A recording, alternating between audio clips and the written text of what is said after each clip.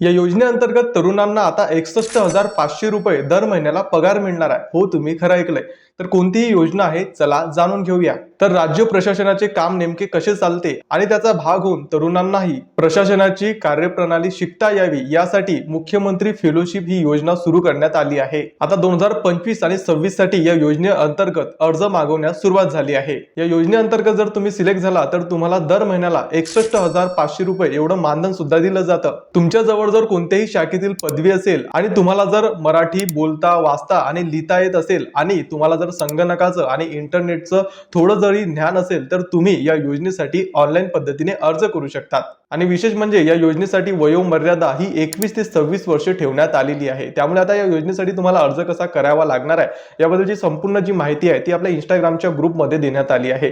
त्यामुळे आपल्या बायोमधील लिंकवर क्लिक करून त्या ग्रुपमध्ये आता सामील व्हा आणि जास्तीत जास्त तरुणांपर्यंत ही महत्त्वाची माहिती शेअर करायला विसरू नका।